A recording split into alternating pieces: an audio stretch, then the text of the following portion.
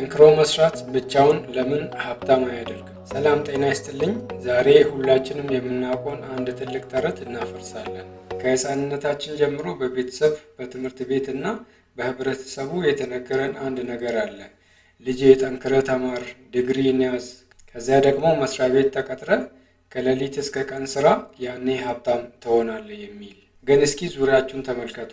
በመርካቶ ፀሐይ የመታቸው ቀን ሙሉ ከባድ ሸክም የሚሸከሙ ሰራተኞች ከኛ በላይ አይሰሩም? በየክፍለ ሀገሩ ሌሊት 10 ሰዓት ተነስቶ ማታ እስከ 12 ሰዓት የሚያርሱ ገበሬዎች ከኛ በላይ አይለፉም?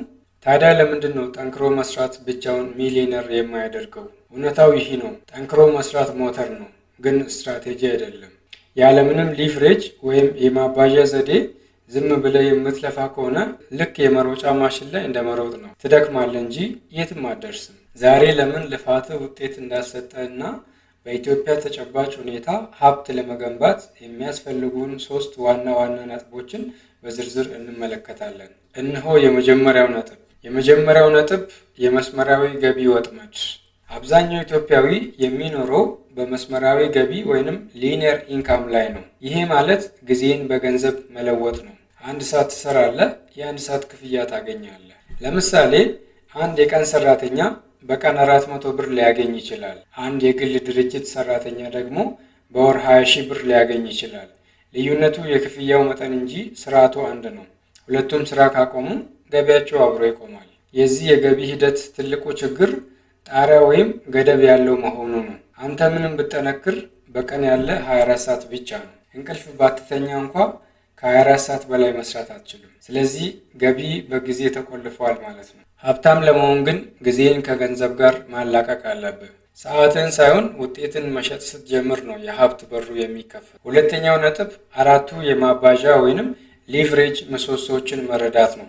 ታዋቂ ባለሀብት ናቫል ራፍካንት እንደሚለው በዓለም ላይ 4 አይነት የማባዣ ዘዴዎች አሉ። እነዚህን በኢትዮጵያ ኮንቴክስት እንያቸው። አንደኛው የማባዣ ዘዴ የሰው ጉልበት ነው። ይሄ ሌሎች ሰዎች እንዲሰሩልህ ማድረግ ነው። ለምሳሌ አንድ የልብስ ስፌት ቤት ከፍተህ 10 ሰራተኞችን ስትቀጥር የአንተ 24 ሰዓት ወደ 240 የሰው ጉልበት ወይንም ሰዓት ያድጋል። አንተ ባትኖር እንኳ ስራው ይቀጥላል ማለት ነው። ሁለተኛው የማባዣ ዘዴ ካፒታል ወይንም ገንዘብ ነው። ይህ ማለት ደግሞ ገንዘብህ ሌላ ገንዘብ እንዲወልድ ማድረግ መቻል ማለት ነው። በኢትዮጵያ ሁኔታ ገንዘብን ባንክ ውስጥ ዝም ብሎ እንዲቀመጥ ማድረግ በዋጋ ግሽበት እንዲበላ መፍቀድ ነው። ይልቅስ ያንን ገንዘብ የተለያዩ አክሲዮኖችን ለመግዛት ብትጠቀምበት፣ የተለያዩ ጥቃቅንና አነስተኛ ንግዶችን ብትጀምርበት፣ ገንዘብህ አንተ በተኛበት እንዲሰራ እየፈቀድክለት ነው ማለት ነው። ሶስተኛው የማባዣ ዘዴ ኮድ ወይንም ቴክኖሎጂ ነው። ይህ ለአሁኑ ትውልድ ትልቁ ዕድል ነው። ለምሳሌ አንድ የኤሌክትሮኒክስ ክፍያ ሲስተም ወይም ራይድን የመሰለ መተግበሪያ የፈጠረ ሰው ሲስተሙን አንዴ ከፈጠረ በኋላ ሺዎች ሲጠቀሙበት እሱ ገንዘብ ይሰበስባል። ቴክኖሎጂው አይደክምም፣ አይታመምም፣ 24 ሰዓት ይሰራል ማለት ነው። ስለዚህ እነዚህንና የመሳሰሉ ቴክኖሎጂዎችን በመጠቀም ገንዘብን እንዲባዛ ማድረግ ትችላለህ ማለት ነው። አራተኛው የማባዣ ወይንም የሊቭሬጅ ሲስተም ሚዲያ ነው። ይህ በጣም ርካሹና ቀላሉ ዘዴ ነው። ይህን ቪዲዮ አሁን እያያችሁ ነው። እኔ ይህን ቪዲዮ አንዴ ቆርጬ ዩቱብ ላይ ጭኜዋለሁ። በሚቀጥሉት 5 ዓመታት በሚሊዮን የሚቆጠሩ ሰዎች ሊያዩት ይችላሉ። ስራው አንዴ ነው፣ ውጤቱ ግን ለዓመታት የሚቀጥል ፓሲቭ ኢንካም ሊሆን ይችላል። ሶስተኛው ሀብትን ለመገንባት የሚያስፈልገው ነገር ልዩ እውቀት ወይንም ስፔሲፊክ ኖሌጅ ነው። ብዙ ጊዜ ሰዎች ለምንድን ነው እኔ ቀኑ ሙሉ ደክሜ 500 ብር የምከፈለው እሱ ግን ለ2 ሰዓት ምክር ሰጥቶ 50 ሺህ ብር የሚከፈለው ብሎ ይጠይቃሉ። ልዩነቱ እውቀት ነው። ማንም ጤናማ የሆነ ሰው ድንጋይ መሸከም ይችላል፣ ምክንያቱም ያንን ስራ ለመስራት ልዩ ስልጠና አያስፈልግም። ነገር ግን አንድን ትልቅ የፋብሪካ ማሽን ብልሽት የሚረዳ ባለሙያ ወይም በኢትዮጵያ የግብር ሕግ ላይ ጥልቅ እውቀት ያለው አማካሪ በቀላሉ አይገኝም። ዓለም በቀላሉ ሌላ ሰው አሰልጥና በአንተ ቦታ ልትተካ የማይችለውን ነገር ስትሰራ ገበያው አንተ ለምትጠይቀው ክፍያ እጅ ይሰጣል። ስለዚህ ልፋትህ ብቻ ላይ ሳይሆን ችሎታ ላይ ኢንቨስት አድርግ። አሁን ወደ ወሳኙና እጅግ አስፈላጊው ነጥብ እናምራ። እነዚህን የሀብት መገንቢያ መንገዶችን ኢትዮጵያ ውስጥ እንዴት እንጀምር? ከላይ ስለተጠቀሱት የሀብት መንገዶች ሳነሳ ስራ አቁሙ ማለት አይደለም። ነገር ግን የምትሰሩትን የስራ አይነት ቀይሩ።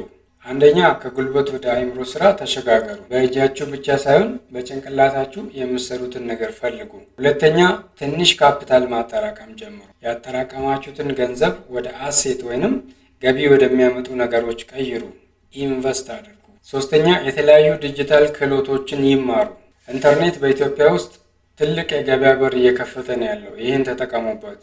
ለምሳሌ ከ3 እስከ 6 ወር ባለው ጊዜ ውስጥ ግራፊክ ዲዛይነር መሆን ትችላላችሁ፣ ቪዲዮ ኤዲተር መሆን ትችላላችሁ፣ ሶሻል ሚዲያ ማርኬተር መሆን ትችላላችሁ። ስለዚህ የዲጂታል ክህሎታችሁን አሳድጉ። ምክንያቱም ይህንን ማድረጋችሁ የተሻለ ገቢ ያስገኝላችኋል። በመጨረሻም በኢትዮጵያ ከመሮጥ መቆለም የሚባል አባባል አለ። ዝም ብለህ አትሩጥ። ከመሮጥ በፊት ወዴት መሮጥ እንዳለብህና በምን ያክል ፍጥነት መሮጥ እንዳለብህ ለይ። ጠንክሮ መስራት የቤቱ መሰረት ነው። ነገር ግን ሊቭሬጅ ወይንም ማባዣ ቤቱን ሰርቶ የሚያጠናቅቀው ግድግዳና ጣሪያ ነው። ይሄ ቪዲዮ ሀብትን አስመልክቶ ያላችሁን አመለካከት ከቀየረ ላይክ አድርጉት። ፋይናንስ ዩቱብ ቻናልንም ሰብስክራይብ አድርጉ። በኢትዮጵያ ውስጥ ያላችሁን አነስተኛ ካፒታል በምን ላይ ብታውሉት የተሻለ ማባዣ ወይንም ሊቭሬጅ ሊሆን እንደሚችል የሚቀጥለው ቪዲዮ እንድሰራላችሁ ትፈልጋላችሁ? መልሳችሁ አዎ ከሆነ በኮመንት ላይ ጻፉልኝ። እስከሚቀጥለው ቪዲዮ ሰላም።